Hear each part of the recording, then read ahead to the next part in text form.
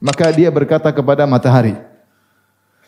Faqala li syams, dia berkata kepada matahari, anti ma'murah wa ana ma'mur. Wahai matahari, engkau diperintahkan, aku juga diperintahkan. Kita sama-sama diperintah. Engkau diperintahkan jalan, aku diperintahkan apa? Jihad. Allahumma ihbisha alayya syai'an. Ya Allah, tahanlah matahari secukupnya agar aku bisa apa? Berjihad. Tahanlah matahari. Fahubisat alaihi, maka matahari berhenti. Jibril Radio 24 jam nonstop, dengerin kajian tanpa ribet. Ketika Nabi Musa berkata kepada fatahu, kepada pemudanya itu, kepada pembantunya, kepada muridnya, itulah fatahu siapa? Yusha bin Nun. La abrahu hatta ablugha majma'al bahraini aw amdiya huquba. Aku akan terus berjalan, ya, meskipun bertahun-tahun sampai aku bertemu tempat pertemuan dua lautan. Aku akan terus berjalan. Di rihlahnya Nabi Musa untuk menuntut ilmu karena dia ingin mencari Nabi siapa? Nabi Khadir. Falamma balagha majma'a bainihima nasiya hutahuma fattakhadha sabilahu fil bahri saraba. Ketika mereka sudah sampai di tempat pertemuan dua lautan, nasiya hutahuma, maka Musa dan Yusha bin Nun lupa tentang ikan. Kisahnya panjang, sudah pernah saya sampaikan. Mereka bawa bekal, kata Allah, kapan kau kehilangan ikanmu, disitulah kau akan bertemu dengan hambaku. Siapa? Khadir. Dan akhirnya ketika mereka sedang istirahat suatu tempat, tiba-tiba bekal ikan yang mereka bawa tadi tiba-tiba hidup, kemudian masuk ke lautan. Yusha bin Nun ketika itu lihat bahwasanya ikan yang bekal yang dia bawa untuk gurunya Nabi Musa alaihissalam hidup, kemudian loncat. Dia mau kasih tahu Nabi Musa, tapi Nabi Musa sedang istirahat. Dia berpikir nanti saja saya kasih tahu. Ternyata ketika dia bangun, dia lupa untuk kasih tahu Nabi Musa sehingga mereka melanjutkan perjalanan. Padahal aturannya kapan ikan itu hilang akan ketemu siapa? Nabi Khadir. Tapi ketika hilang, dia mau kasih tahu Nabi Musa. Nabi Musa alaihissalam sedang istirahat, dia bilang nanti aja. Mungkin adab dia murid, nanti ajalah. Ternyata ketika sudah berjalan, dia lupa. Falamma jawaza qala li fatahu atina ghada'ana laqad laqina min safarina hadza nasaba. Ketika mereka sudah berjalan jauh melewati lokasi yang dicari, tiba-tiba Nabi Musa dibuat capek oleh Allah. Yang sebelumnya Nabi Musa nabi yang sangat kuat. Tidak capek, ya. Bahkan dia meninggal dalam kondisi sangat kuat tanpa didahului sakit. Meninggal karena memang malaikat maut datang untuk cabut apa? Nyawa, bukan sakit-sakitan, enggak. Dalam kondisi kuat, dalam kondisi sehat, namun waktunya meninggal maka dia meninggal. Dan dia kuat berjalan, tiba-tiba Allah bikin dia capek karena dia sudah melewati apa? Melewati tempat yang dituju. Jadi Allah kasih halangan. Halangan tersebut ternyata ada hikmahnya supaya dia jangan terlalu jauh meninggalkan tempat tersebut. Tiba-tiba dia capek dan dia lapar. Maka dia berkata kepada Yusha bin Nun, qala li fatahu atina ghada'ana. Mana makan siang kita? Laqad laqina min safarina hadza nasaba. Kita sudah letih dalam perjalanan ini. Padahal sebelumnya tidak capek. Akhirnya Yusha bin Nun baru ingat, qala ara'aita id awaina ila as-sakhrati fa inni nasitul hut wa ma ansanihu illa syaitanu an adhkurah. Tidakkah engkau tahu bahwasanya ketika kita tadi sempat istirahat di sebuah batu, aku lupa bahwasanya ikannya sudah apa? Loncat. Dan tidak melupakan aku kecuali syaitan, sehingga aku tidak ingat. Aku lupa untuk mengingatnya dan aku lupa untuk memberitahu engkau. Wattakhadha sabilahu fil bahri ajaba, dan dia pun keluar melewati jalan dengan cara yang menakjubkan. Maka Nabi Musa berkata, qala dzalika ma kunna nabghi. Itulah yang kita cari-cari. Di mana tempat ikan tersebut hilang. Fartadda ala atharihima qasasa. Akhirnya mereka balik ke tempat ikan tersebut hilang. Disitulah mereka mendapat siapa? Nabi Khadir. Fawajada abdan min ibadina atainahu rahmatan min indina wa 'allamnahu min ladunna ilma. Kemudian mereka berdua pun mendapati hamba kami adalah Nabi apa? Khadir. Di sini khilaf di kalangan para ulama. Setelah itu Nabi Musa berjalan dengan Nabi Khadir, maka terjadilah peristiwa-peristiwa yang sudah pernah kita jelaskan dalam tafsir surat Al-Kahfi. Apakah Yusha bin Nun mengikuti perjalanan tersebut sehingga ikut belajar dari kejadian, atau dia tidak ikut, dia balik? Dia cuma mengantarkan gurunya, kemudian dia tidak ikut serta dalam perjalanan tersebut. Allah alam bisawab. Zahirnya Yusha bin Nun tidak ikut. Karena selanjutnya Allah berfirman tentang dua orang aja. Fantalaqa, maka mereka berdua. Allah menggunakan Dhamir musanna, itu menunjukkan dua orang. Fantalaqa, maka berjalanlah mereka berdua, maka berjalanlah mereka berdua. Kalau seandainya Yusha bin Nun ikut, Allah akan berkata fantalaqu, maka mereka.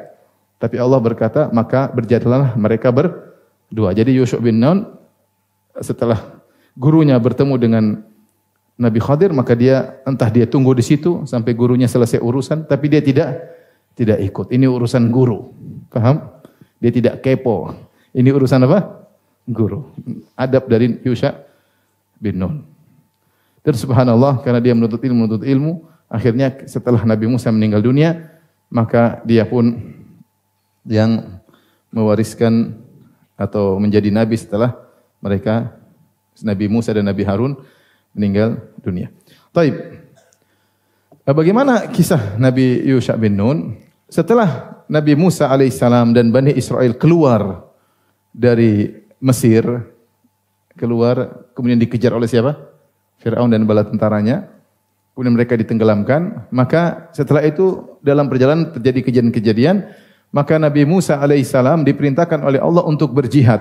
Membawa Bani Israel untuk berjihad di Palestina. Untuk mengeluarkan orang-orang zalim yang ada di Palestina. Kemudian mereka menempati kampung asli mereka yaitu di Palestina. Bukankah Nabi Yakub dulu tinggal di Palestina?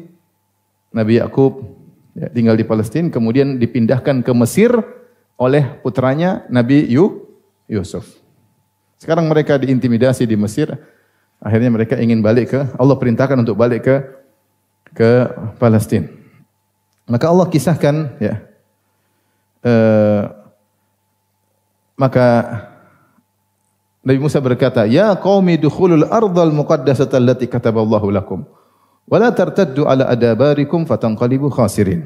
Maka kata Nabi Musa, wahai kaumku, masuklah kalian ke tanah suci. Al-ard al-muqaddasah, tanah suci maksudnya Palestina.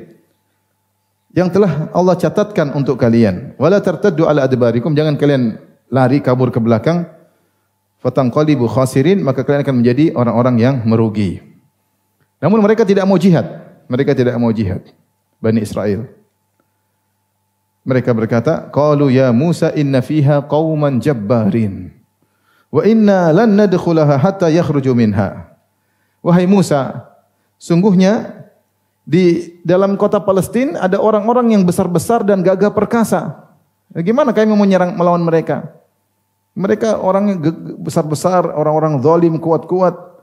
Wa inna lan nadkhulaha hatta yakhruju minha. Kami tidak akan masuk sampai mereka keluar dulu. Lah, kita ini disuruh ngusir mereka, malah kau nunggu mereka keluar, ya kapan mau keluarnya? Jadi kata mereka, enggak, kita enggak mau masuk, mereka keluar dulu. Lah, ya iya makanya suruh mereka keluar baru kita masuk. Enggak, mereka keluar dulu baru kita masuk. Ya gimana mau masuk? Enggak bisa. Fa iyakhruju minha fa inna dakhilun. Kalau mereka keluar baru kita masuk.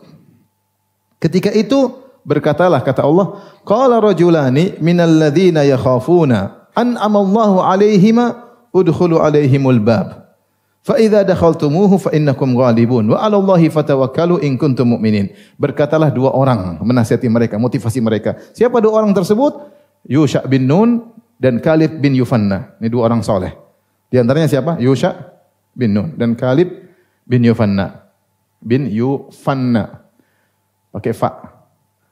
Maka kata Allah, berkatalah dua orang yang mereka termasuk orang-orang minal ladzina yakhafun. Mereka adalah orang yang takut kepada Allah. Takut dengan hari akhirat, takut dengan hisab. An'amallahu alaihima, yang Allah berikan nikmat kepada mereka berdua berupa keyakinan, berupa ketakwaan, berupa keberanian. Kata mereka, udkhulu alaihimul bab. Ayo masuk. Kita lawan orang-orang jabbarin tersebut, orang-orang yang besar-besar yang zalim-zalim tersebut. Udkhulu alaihimul bab. Masuk pintu kemudian kita serang mereka. Fa idza dakhaltumuhu, kalau kalian bisa masuk ke pintu kota Palestina, fa innakum ghalibun, kalian pasti menang. Wa 'ala Allahi fatawakkalu, dan bertawakallah kepada Allah in kuntum mu'minin, jika kalian beriman. Jadi mereka berdua motivasi, ayo kita jihad. Yang penting masuk dulu. Kalau masuk dulu, tawakal, menang. Ada Allah Subhanahu wa taala. Mereka berdua takut kepada Allah Subhanahu wa taala. Apa kata mereka? Qalu ya Musa inna lan nadkhulaha abadan hatta yakhruju minha madamu fiha. Qalu ya Musa inna lan nadkhulaha abadan madamu fiha. Wahai Musa, kami tidak bakalan masuk ke dalam kota tersebut, tidak bakalan. Selama-lamanya, abadan. Sampai selama mereka masih di situ kami enggak bakalan masuk. Fadhhab anta wa rabbuka faqatila inna hahuna qa'idun. Kau saja perang sama Allah, kau pergi sama Allah perang, kami nunggu di sini hasilnya. Fadhal pergi. Kau saja yang masuk sama siapa? Allah. Perang, inna hahuna qa'idun, kami di sini menanti hasil perangmu bersama Allah melawan mereka. Ketika itu Nabi Musa pun dibuat jengkel oleh mereka. Ini sudah parah ya. Sudah parah. Padahal Bani Israel sudah melihat berbagai macam mukjizat. Allah sudah menyelamatkan mereka dari Fir'aun. Bagaimana Nabi Musa mukul tongkat kemudian laut terbelah untuk mereka. Bagaimana kemudian Nabi Musa pukul tongkat lagi, laut tertutup menenggelamkan Fir'aun dan bala tentaranya. Bagaimana tongkat Nabi Musa bisa berubah menjadi ular kemudian memakan yang ular-ular yang lainnya. Mukjizat banyak. Bagaimana dipukul batu kemudian keluar air 12 keran karena mereka ada 12 suku. Bagaimana mereka berjalan kepanasan tiba-tiba ada awan yang menaungi mereka. Bagaimana turun makanan dari surga al-manna wassalwa. Banyak sekali mukjizat yang mereka lihat. Kenapa mereka tidak berpikir gampanglah kita tawakal biar aja tongkat ibu jadi ular terus makanin mereka, kan bisa aja. Kalau mereka mau berpikir sedikit. Laut saja bisa kebuka, apa susahnya? Yang penting tawakal. Tapi mereka tidak mau. Akhirnya Nabi Musa berdoa ketika itu, qala rabbi inni la amliku ila nafsi wa akhi fafruq bainana wa bainal qaumil fasiqin. Ya Tuhanku, aku tidak menguasai kecuali diriku dan saudaraku yaitu Harun. Fafruq bainana wa bainal qaumil fasiqin. Fafruq di sini ada dua tafsiran dari al-firaq yaitu pisahkanlah kami dan mereka dari kaum-kaum yang fasik. Ya Allah pisahkan kami. Enggak bisa begini terus. Ini pendapat. Pendapat kedua fafruq maksudnya adalah fahkum bainana wa bainal qaumil fasikin. Hukumlah, berikanlah hukum bagi kami dan orang fasik tersebut. Seperti firman Allah Subhanahu wa taala, fiha yufraqu kullu amrin hakim. Di malam Lailatul Qadar diputuskan seluruh takdir-takdir yang bijak ya. Intinya Nabi Musa berdoa, akhirnya Allah kabulkan doa Nabi Musa alaihissalam. Kata Allah, qala fa innaha muharramatun alaihim arba'ina sanatan yatihuna fil ardi fala ta'sa 'alal qaumil fasiqin. Sungguhnya al-ardul muqaddasah yaitu Palestina haram bagi mereka. 40 tahun mereka akan tersesat, yatihuna. Sehingga masa tersesat mereka disebut dengan masa atih. Yaitu atih maknanya adalah al-hairah, masa bingung, bimbang. Mau ke sana enggak bisa kembali lagi. Muter-muter aja di situ. Mereka enggak bisa masuk negeri Palestina. Mereka terjebak dalam satu areal. Mereka berkutat di areal tersebut. Dan mereka bingung. Pergi pagi-pagi sampai sore kembali lagi ke tempat yang sama. Pergi sore malam hari sampai pagi kembali lagi ke tempat yang sama. Dan itu selama 40 tahun. Allah hukum mereka. Nah, ada khilaf di kalangan para ulama. Apakah Nabi Musa bersama mereka atau tidak bersama mereka? Yang benar Nabi Musa bersama mereka dalam masa tersebut. Ya, adapun firman doa Nabi Musa, fafruq baina wa bainal qaumil fasiqin. Ya, pisahkanlah antara kami dengan orang fasik. Maka ada beberapa tafsiran. Ada yang mengatakan maksudnya pisahkan kami tatkala di akhirat kelak. Atau ada yang mengatakan pisahkan kami maksudnya meskipun dihukum tapi perasaan berbeda. Nabi Musa tetap merasa nyaman dalam kondisi tersebut, mereka dalam kondisi apa? Sulit. Itu urusan Allah Subhanahu wa taala. Atau maknanya fahkum, hukumlah ya antara kami dengan mereka. Nah, akhirnya mereka masuk dalam suatu masa namanya masa atih. Yang disebut oleh para ulama artinya adalah al-hairah yaitu kebingungan. Mereka terjebak dalam satu lokasi yang lokasi tersebut menurut sebagian ulama seperti Ibnu Athiyah dalam kitabnya Al-Muharrar Al-Wajiz adalah tempat antara Mesir dan Syam. Mereka keluar dari Mesir kan? Keluar dari Mesir sebelah kiri, Syam di atas. Melewati laut apa? Merah. Lokasi tersebut antara Mesir, kalau di peta Mesir dan Syam di atas. Lokasi tersebut. Di mananya enggak tahu. Hanya saja kata para ulama, lokasi tersebut tidak besar. Dia kalau tidak salah ada yang mengatakan panjangnya 80 mil dan lebarnya 6 farsah. 1 farsah 3 mil yaitu lebarnya 18 mil, panjangnya 80 mil. Jadi mereka kemana-mana mutar daerah itu aja. Tidak bisa keluar. Banyak kejadian-kejadian di situ, tapi areal mereka ya itu aja. Selama berapa tahun? 40 tahun. Nah, jadi Nabi Yusha bin Nun tidak disebutkan namanya dalam Al-Quran, tetapi diisyaratkan dalam beberapa ayat. Tadi kisah ketika Nabi Musa berjalan dengan muridnya siapa? Yusha bin Nun mencari Nabi Khadir. Kemudian tadi tentang 2 orang yang menasihati kaumnya, ayo kita jihad. Di antaranya Yusha bin Nun. Karena mereka tidak mau jihad, akhirnya mereka dihukum oleh Allah 40 tahun bimbang, bingung, muter-muter di tempat tersebut. Tidak bisa keluar selama 40 tahun. Hukuman dari Allah Subhanahu wa taala. Nah, selama 40 tahun tersebut, di antara mereka ada yang mulai meninggal, ada yang mulai meninggal, dan akhirnya meninggallah Nabi Harun. Setelah itu meninggallah Nabi apa? Musa. Nabi Musa meninggal di masa tersebut. Dan setelah itu baru ketika keluar dari daerah tersebut untuk jihad kedua kali, keluarlah Nabi Yusha bin Nun. Yusha bin Nun yang kemudian membawa Bani Israel untuk berperang untuk kedua kalinya. Untuk kedua kalinya. Baik. Banyak ulama menyatakan orang-orang yang membangkang semuanya di situ kebanyakannya pada meninggal. Kebanyakannya pada meninggal. Karena 40 tahun waktu lama mereka banyak yang meninggal. Sehingga muncullah generasi-generasi baru yang dilahirkan di masa itu. Di masa 40 tahun tersebut. Mungkin masih umur 25, 30. Mereka baru dilahirkan di masa tersebut. Mereka orang-orang baru inilah yang akan diajak untuk berjihad. Sementara bapak-bapak mereka yang kurang ajar semuanya sudah apa? Sudah tewas. Makanya kalau dalam versi Bible, Nabi Yusha bin Nun bawa mereka. Kemudian semuanya disunat oleh karena bapak-bapak mereka yang sudah sunat sebelumnya sudah tewas semua, paham? Ini yang generasi baru belum pada apa? Sunat. Makanya disuruh sunat semuanya. Dalam versi Bible, tapi dalam hadis tidak disebutkan.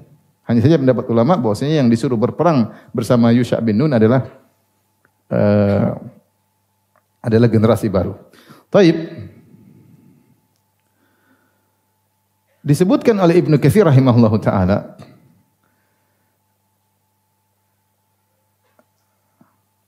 Nabi Musa alaihissalam ketika sudah mau menjelang 40 tahun, dia mulai semangat. Dia berharap dialah yang akan menaklukkan Baitul Maqdis, Palestina. Dia berharap dia akan berjihad dan dia semangat berjihad. Maka dia persiapan. Dan Allah turunkan ayat tentang masalah ini, kata Allah Subhanahu wa taala dalam surat Al-Maidah ayat 12, "Wa laqad akhadallahu mitsaqa bani Israila wa ba'atsna minhum 12 naqiba." Sungguh kami telah mengambil perjanjian Bani Israel dan kami utus dari mereka 12 naqib. 12 naqib itu 12 wakil dari 12 suku. Bani Israel berapa suku? 12. Semuanya adalah anak-anak Nabi Yakub. Nabi Yakub anaknya 12. Yusuf, Binyamin, dan 10 yang lainnya. Jadi dari 4 ibu ada 12 anak. Masing-masing anak itu punya suku. Sibt. Masing-masing anak punya suku. Sehingga Bani Israel ada 12 suku. Berjalan dengan waktu setiap suku banyak. Setiap suku jumlahnya banyak. Setiap suku jumlahnya banyak. Setiap suku jumlahnya banyak. Ketika Nabi Musa ingin mengajak mereka berjihad, karena sebentar lagi masa hukuman sudah selesai. Kita akan lepas dari lokasi Atih, lokasi yang bikin bingung ini, kemudian kita menuju Palestina, kita perang. Jihad. Maka Nabi Musa disuruh oleh Allah untuk memilih 12 wakil dari 12 suku tersebut. Yang disebut dengan Nuqaba. Masing-masing disebut dengan Naqib. Wa qala Allahu inni ma'akum. Allah berkata kepada Bani Israel, aku akan bersama kalian. La in aqamtumus salata wa ataitumuz zakata wa amantum bi rusuli. Kalau kalian mendirikan salat, membayar zakat dan beriman dengan rasul-rasulku, wa azzartumuhum, dan kalian menolong rasul-rasul tersebut, wa aqratumullaha qardan hasanan, dan kalian bersedekah, la ukaffiranna ankum sayyi'atikum wa la udkhilannakum jannatin tajri min tahtiha al-anhar. Maka aku akan ampuni kesalahan-kesalahan kalian yang sebelumnya. Kesalahan nenek moyang kalian yang tidak mau berjihad akan diampuni. Tapi Nabi Musa pun persiapan. Sudah persiapan, ternyata beliau meninggal dunia. Oleh karenanya Ibnu Katsir rahimahullah dalam kitabnya Al-Bidayah wa Nihayah menyebutkan, itulah sebabnya dalam sebuah hadis ketika malaikat maut datang kemudian ingin mencabut nyawa Nabi Musa tidak terima. Nabi Musa pun tampar malaikat tersebut sehingga copot matanya ya. Jadi malaikat maut datang menjelma dalam bentuk apa? Manusia, menjelma. Sempurna penjelmaannya ketika dipukul oleh Nabi Musa ada pengaruhnya, Ya.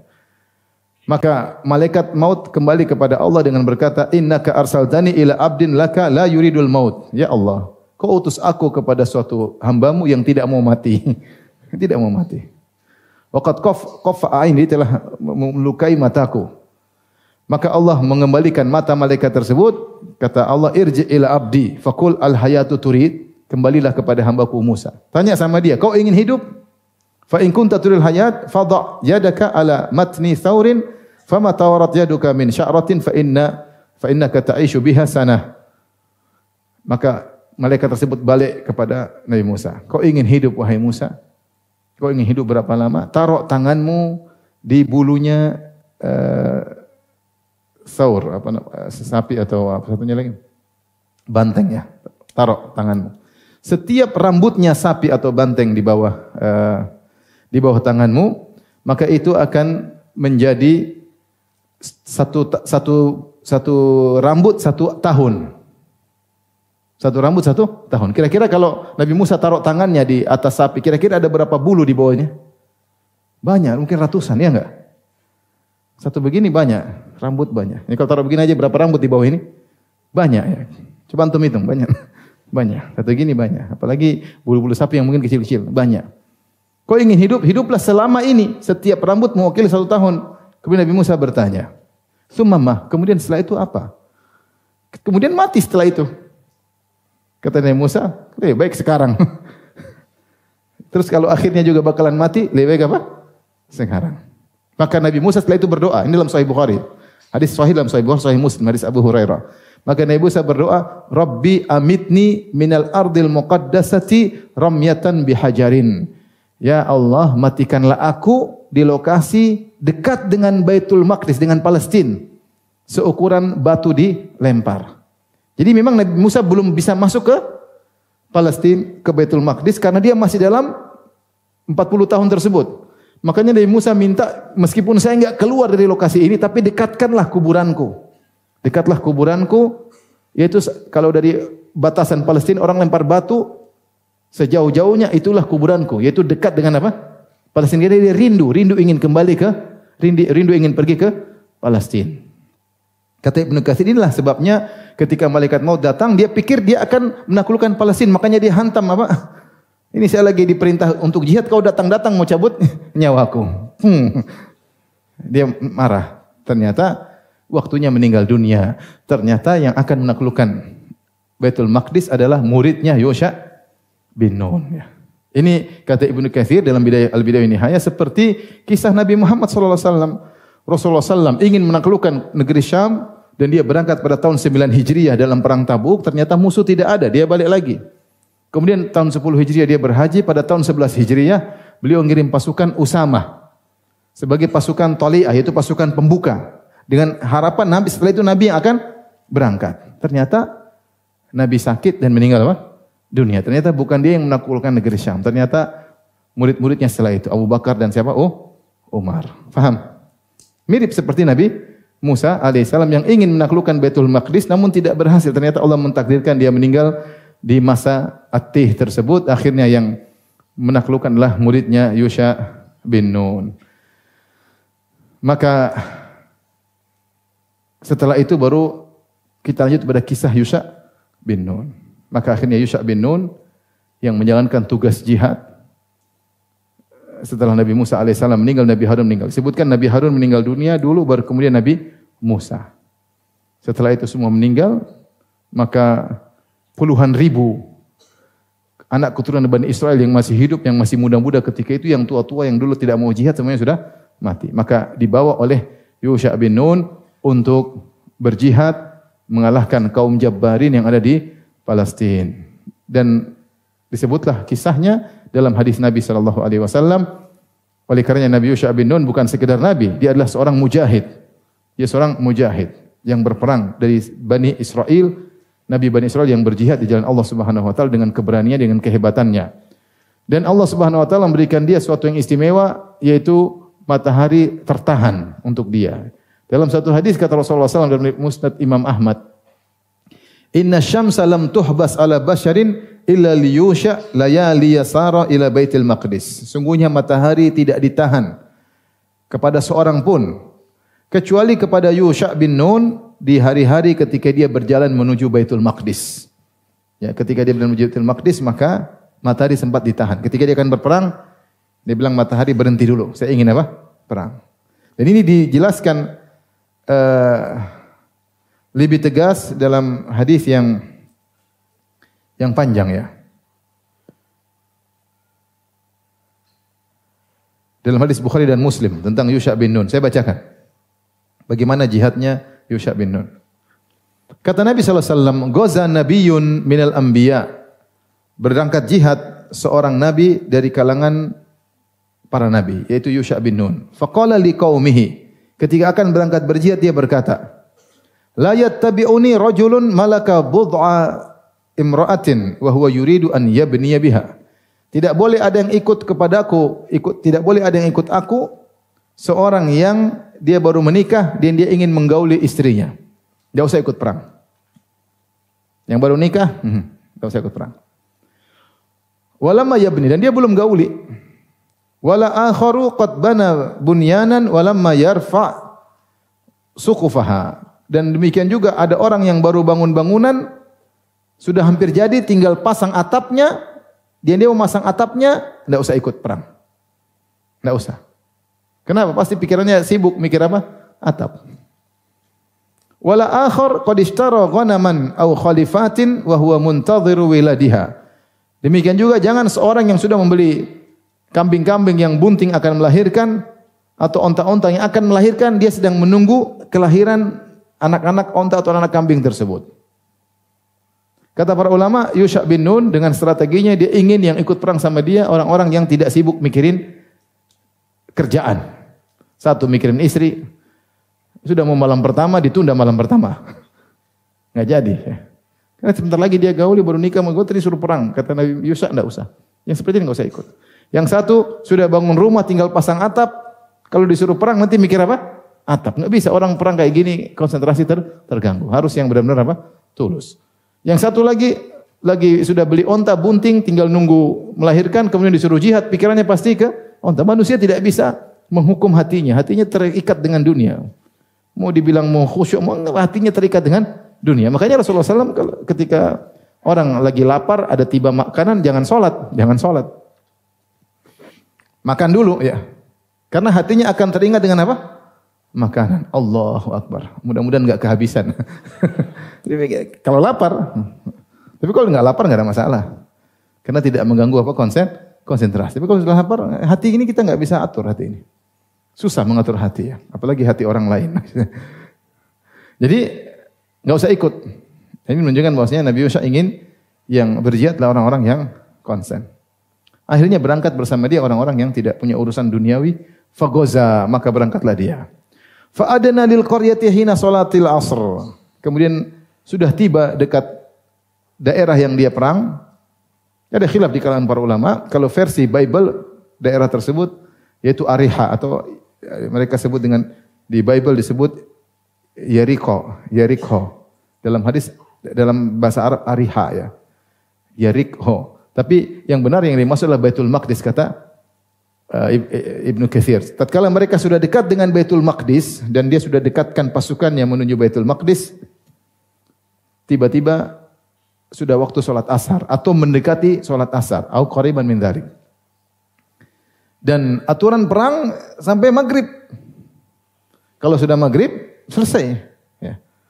Udah maghrib gelap tidak jadi perang. Dan ini bahaya kalau ternyata tidak selesai maghrib, musuh bisa lebih persiapan, bisa panggil apa? Bantuan untuk segera membantu pasukan mereka yang akan mempersulit peperangan keesokan harinya. Maka Nabi Yusha bin Nun ingin perang selesai saat ini juga, jangan sampai malam. Pokoknya sebelum malam sudah apa? Selesai. Ada yang mengatakan perang tersebut ketika hari Jumat sore.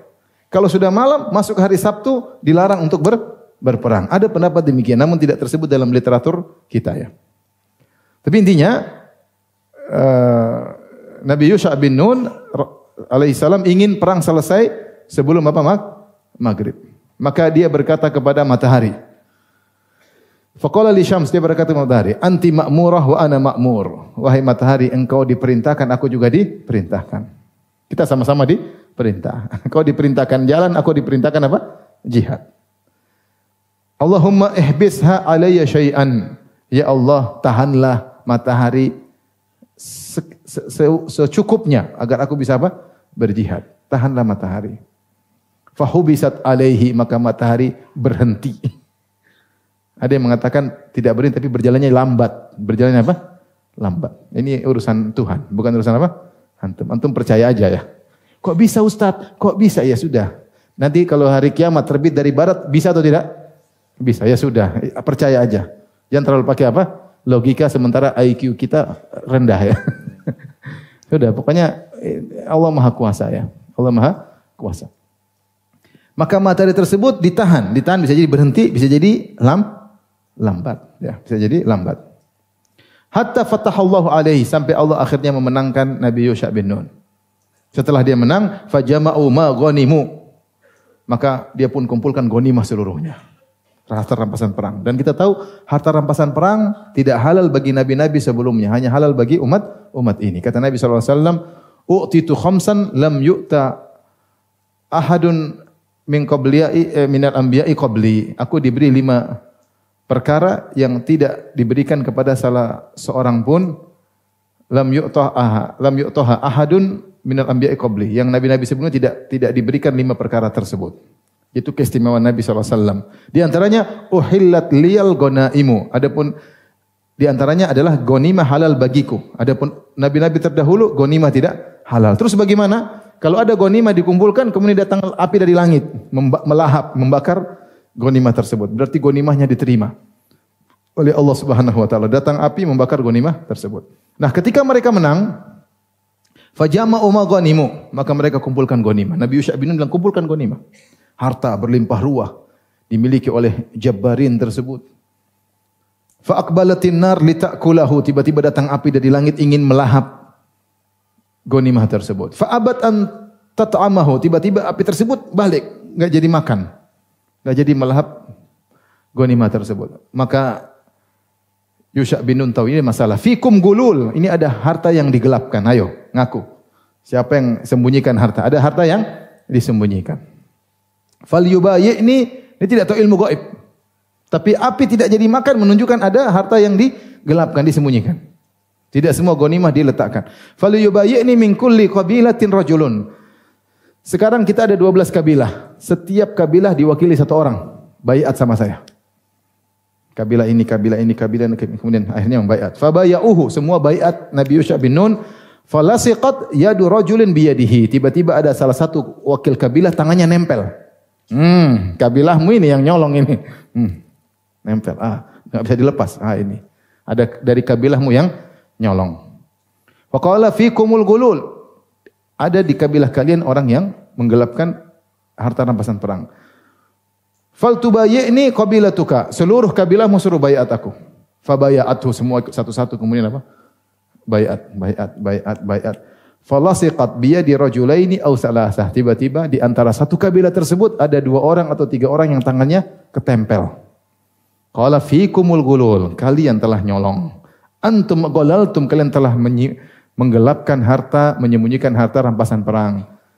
Qala, akhirnya mereka pun fa akhraju lahu mithla ra'si baqaratin min dhahab. Mereka keluarkan emas, ternyata ada emas gembolan bongkahan emas sebesar kepala sapi.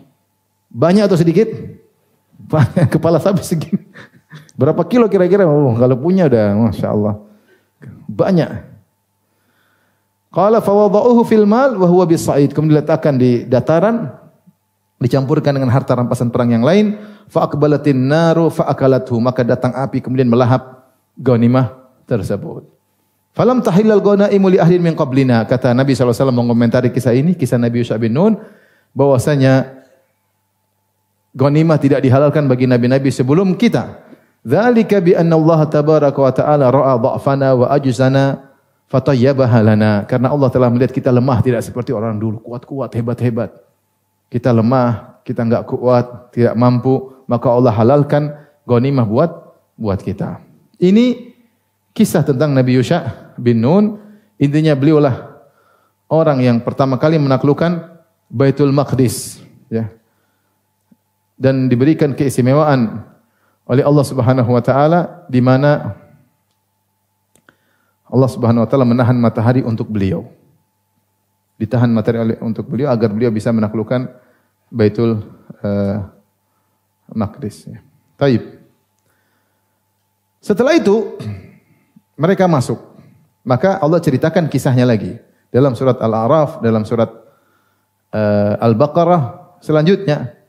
Setelah mereka menang dengan begitu bangganya, kata Allah, wa idh qulna dkhulu hadhil qaryata fakulu minha haitsu syi'tum ragada wadkhulul baba sujjada wa qulu hittatun naghfir lakum khatayakum wa sanazidul muhsinin. Ketika diperintahkan kepada mereka, yaitu kepada pengikut Bani Israel, pengikut siapa? Yusha bin Nun. Masuklah kalian ke dalam negeri tersebut, maksudnya Baitul Maqdis, maksudnya Palestina.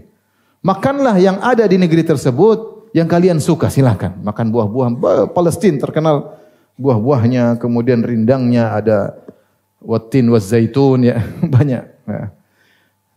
Kemudian kata Allah, wadkhulul baba sujjada, masuklah kalian dalam kondisi sujud, maksudnya ruku.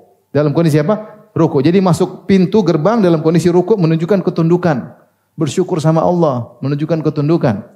Wa qulu hittatun, sambil berkata, ya Rabbana ighfir lana, ya Allah ampunilah kami. Jadi masuk dalam kondisi apa? Ruku sambil beristighfar. Hittah maksudnya, ya Allah ampunilah dosa-dosa kami. Naghfir lakum khotayakum, maka niscaya kami akan menghapuskan dosa-dosa kalian. Wa sanazidul muhsin, bahkan kami akan tambah kepada orang yang berbuat baik. Apa yang mereka lakukan? Ternyata mereka kurang ajar. Mereka kurang ajar. Kata Allah, fabaddala alladhina zalamu qawlan ghairal ladzi qila lahum. Maka akhirnya mereka rubah perkataan yang diperintahkan kepada mereka. Mereka tidak mengatakan hittah, mereka mengatakan hintah, gandum. Dan mereka tidak rukuk, malah mereka ngesot. Tahu ngesot enggak? Ngesot jalan pakai pantat. Jadi mereka jalan pakai gandum. Kurang ajar. Sudah menang tinggal masuk tuh masih. Lihatlah Nabi Muhammad SAW ketika menaklukkan kota Mekah. Apakah Nabi sombong bangga? Tidak. Nabi naik ontanya dengan menundukkan kepalanya sampai-sampai jenggotnya mengenai pelana ontanya. Tidak, gitu. Mana yang ngusir saya 8 tahun lalu? Mana? Mana? Sini semua. Saya kasih pelajaran. Enggak. Nabi tidak begitu. Saatnya Nabi untuk bangga kalau mau bangga. Saatnya Nabi SAW kalau mau sombong, saatnya sombong. Beliau diusir 8 tahun lalu dari kota Mekah. 8 tahun kemudian beliau datang menaklukkan kota Mekah. Beliau tidak sombong. Beliau masuk dengan onta beliau, kemudian menundukkan kepala beliau sampai jenggot beliau hampir mengenai pelana beliau. Setelah itu beliau salat 8 rakaat, salat syukur kepada Allah Subhanahu wa taala di waktu duha. Maka sebagian sahabat, sebagian salaf ketika menaklukkan satu tempat mereka salat 8 rakaat syukur kepada Allah. Nah, Bani Israel pun disuruh demikian. Kalian menang, yang menangkan siapa? Allah Subhanahu wa taala. Allah yang bikin kalian menang. Maka masuklah cuma sebentar aja, misalnya masuk pintu dengan kondisi apa? Agak bungkuk. Sambil bilang, Allah maghfirli, Allah maghfirli. Kan mudah, susah atau mudah? Tapi mereka kurang ajar. Mereka ngesot, santai gini. Terus mereka rubah, mereka mengatakan hintah, gandum, ya. Dalam riwayat, fadakhalu, kata Rasulullah SAW, fadakhalul baba yazhafuna ala astahihim. Mereka masuk pintu tersebut dengan menggeret pantat mereka. Astah maksudnya adalah dubur-dubur mereka, yaitu pantat mereka. Wa qalu habbatan fi sya'rah, yaitu gandum di atas sebuah dalam riwayat habbatan fi syair, yaitu gandum. Ada yang mengatakan mereka ngejek. Sebagian Ibnu Mas'ud radhiyallahu anhu ketika menafsirkan ini, dia berkata mereka berbicara dengan bahasa Ibrani yang bunyinya hutti simqatha azbah mazbah. Paham? Saya juga enggak paham. Bahasa Ibrani kira-kira gitu. Saya tulisannya pakai bahasa Arab tapi bunyinya bahasa Ibrani yang artinya habbatu hittantin hamra mathqubatun fiha sya'ratun sauda. Ini mereka ucapkan kata tersebut, maksudnya mereka bilang, ya Allah, berikanlah kepada kami satu butir gandum merah yang ada lobangnya dan di lobangnya ada rambutnya. Mereka ngejek. Apa maksudnya? Minta biji gandum, ada lobangnya, ada rambutnya. Jadi mereka ngejek. Akhirnya fa arsalna alaihim rijzam minas sama'i bima kanu yadhlimun. Maka kami kirim azab dari langit karena mereka berbuat zalim. Ada yang mengatakan mereka tewas ketika itu karena taun, sebagian mereka yang kurang ajar, yang sebagian mereka selamat ya. Intinya mereka dihukum oleh Allah Subhanahu wa taala. Akhirnya Bani Israel sebagian mati, sebagian masuk. Yang baik-baik mereka masuk, akhirnya mereka tinggal di Baitul Maqdis. Di tengah-tengah bimbingan Nabi Yusha bin Nun, dia berhukum di antara mereka dengan Taurat sampai Allah mencabut nyawanya. Umur beliau adalah 100, kata Ibnu Katsir, 127 tahun. Beliau hidup setelah Nabi Musa 27 tahun. Dia hidup setelah Nabi Musa 27 tahun. Jadi Nabi Musa meninggal 27 tahun kemudian beliau yang meninggal. Alaihissalam. Siapa namanya Yusha bin Nun? Yosua bin Nun. Inilah versi Yusha bin Nun dalam literatur Islam. Dalam literatur Islam. Nah, kalau kita baca tentang kisah Yusha bin Nun dalam literatur, antum silakan baca ya. Di sini. Kisahnya menarik juga ya, bagaimana dia bersiap-siap kemudian dia perang. Kalau di sini disebutkan dia menaklukkan, membunuh 31 raja, satu kota, kota berikutnya, kota berikutnya, kota berikutnya, kota berikutnya. Kalau dia masuk satu kota, dibunuh semuanya. Ribuan orang dibunuh, anak-anak, perempuan, orang tua. Ngeri juga kalau kita baca apa? Versinya Yosua dalam apa? Dalam Bible. Ngeri. Ya. Saya sebutkan ringkasannya aja. Ya. Seperti misalnya,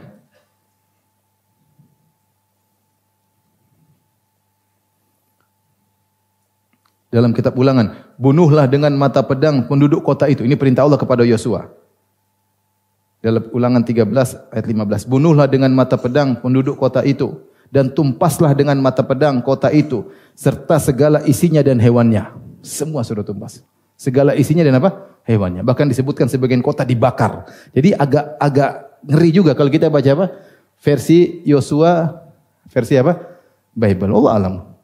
Kemudian dalam Yosua 6:21, mereka menumpas dengan mata pedang segala sesuatu yang ada di dalam kota itu, baik laki-laki maupun perempuan, baik tua maupun muda, sampai kepada lembu, domba dan keledai dihabisin sama Yosua. Ini versi mereka. Dalam Yosua 8:24, segera sesudah orang Israel selesai membunuh seluruh penduduk kota Ai di padang terbuka, kemana orang Israel mengajar mereka. Dan sampai orang-orang ini semuanya tewas oleh mata pedang sampai orang yang penghabisan, tidak tersisa satu pun dari kota Ai. Ini salah satu kota yang diperangi oleh siapa? Yusha bin. Azan kah? Taib, kita lanjutkan bahwasanya kalau kita lihat versi Yosua ya, bin Nun versi Bible, kita dapati menceritakan bagaimana ngeri, artinya semua dibunuh ya. Binatang dibunuh, laki-laki dibunuh, perempuan dibunuh, anak-anak dibunuh. Bahkan dalam Yosua 11:14, segala barang dari kota-kota itu serta ternaknya telah dirajah oleh orang Israel, maksudnya Bani Israel, pengikut Yosua. Tetapi manusia semuanya dibunuh. Mereka dibunuh dengan mata pedang. Sehingga orang-orang itu dipunahkan mereka, itu semua dihabisi oleh Bani Israel. Tidak ada yang ditinggalkan hidup dari semua yang bernafas. Tidak ada yang ditinggal. Artinya semuanya apa? Anak, laki-laki, perempuan, orang tua, hewan-hewan semua dihabisi. Tentunya berbeda dengan kalau kita baca sejarah. Ini versi mereka ya. Aslinya kita nggak tahu. Ya.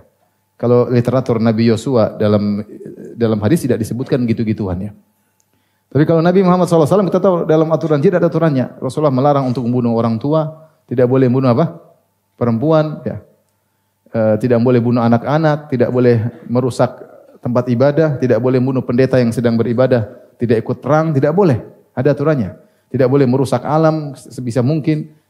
Ya, jadi ada aturannya, ada adab-adab, tidak boleh mencincang, ya. Apalagi hewan-hewan dibunuh, ngapain dibunuh hewan-hewan tersebut, tidak ada. Jadi ada aturannya. Yang ingin saya sampaikan dalam hal ini, saya ingin sampaikan, sering mereka mengatakan Al-Quran banyak ayat-ayat teroris, ini tuduhan sebagian mereka. Kita bilang kalau kau mau cari-cari seperti itu, dalam Bible juga ada ayat-ayat yang bisa dituduh sebagai apa? Ini kan Nabi Yosua sedang berjihad atau tidak? Berjihad, dan mereka suka dengan nama Yosua. Makanya banyak mereka namanya siapa? Yosua. Di antaranya yang akhirnya dibunuh Sambo. Iya, katanya Allah alam. Tapi maksudnya mereka senang dengan apa? Yosua, karena Yosua seorang soleh dan juga apa? Pejuang. Ya, pejuang. Jadi kalau bilang Al-Quran ada ayat-ayat teroris seperti faqtuluhum haitsu khuduhum haitsu thaqiftumuhum, bunuhlah mereka di mana kalian mendapatinya. Qatilul ladzina yalunakum minal kuffari wal yajidu fikum ghilzah. Perangilah orang-orang kafir yang ada di setelah kalian, maksudnya orang-orang Romawi, dan keras terhadap mereka. Artinya ada ayat-ayat seperti itu. Nah, di Al-Quran ada ayat seperti itu dan ada tafsiran tentunya. Di Bible juga ada, Bahkan dalam Injil juga ada, ya. Dalam Injil juga ada perkataan-perkataan Yesus atau Nabi Isa yang maknanya juga bisa seperti contoh, ya.